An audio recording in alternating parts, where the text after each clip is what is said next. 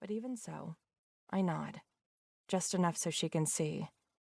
An hour won't change the world, nor will it set me back too much. A new school year, a new start, a new chance to prove that I'm normal, whole, acceptable to be friends with. When the bell rings, I drape my bag over my back and wait for Jess to put her notes and folders into her backpack. Even though it's only September, even though more kids here drop out than go to college, Jess has her heart set on New York. She's the only one in history class still taking notes. The scratching of her pen on her paper, the backing track to Mr. Carey's droning voice, recounting the Battle of Gettysburg for the 15th time. I don't comment on her notes like some of the other kids do. If she wants to get out of here, escape Carver County and wash the Appalachian dirt from her skin until it burns, leave this nook of Pennsylvania behind until she forgets all of our names, I can't blame her. Unlike the rest of us, she has a way out, a plan. I follow Jess to her locker. I don't have anything to put in mine. I gave up taking notes and bringing my books around during the first week of school, right around the time Pete Majors overdosed, and the teacher stopped looking us too closely in the eye. We're 17, basically adults. Should be able to get our own lives together, if we want.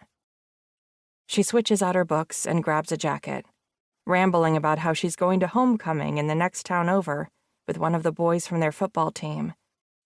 Jess and I have been friends since we were babies, just about. Our moms have always worked at the diner, sticking us in a booth in the back to be quiet when they had the same shift, and dropping us at one another's houses when they worked opposite shifts. Jess's face, her brown eyes and dark skin and curly black hair, are all as familiar to me as my own.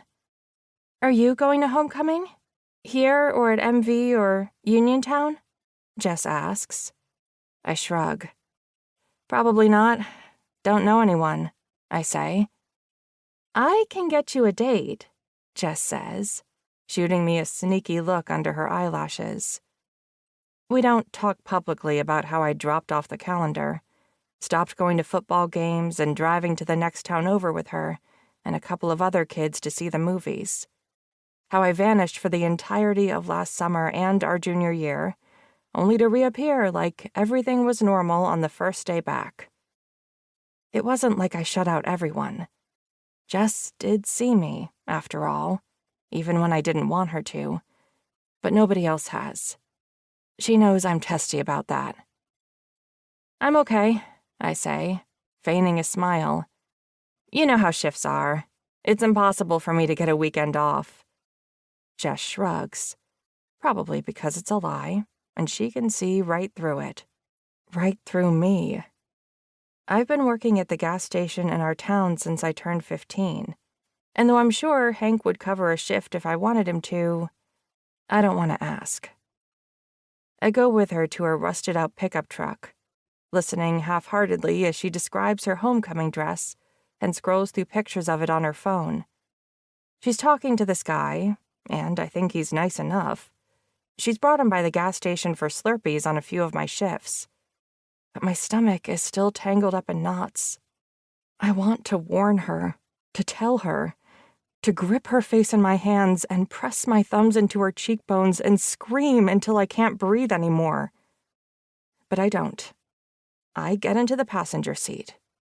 And when Jess goes through the drive-thru at McDonald's, she gets herself a Sprite and me a Coke and a large fry for us to split. And I try to find words to say to her as she drives the quick 5-minute trek to the park by the river. There, we settle on a log and drink our pops and watch the Youghiogheny rush by. There's a peace here, on the river, with the sound of it drowning out everything else. It's like we sang in music class when we were little. Take me to the water, take me to the water, take me to the water, to be baptized. Intrusive thoughts always seem to find me here. I wonder what Jess would do if I slipped off the log, down the muddy slope, and slunk away into the rushing river. Where would you go if you left Winston? Jess asks. to keep listening to this audiobook. I've left you a link in the description so you can do it, at no cost thanks to Audible's 30-day free trial.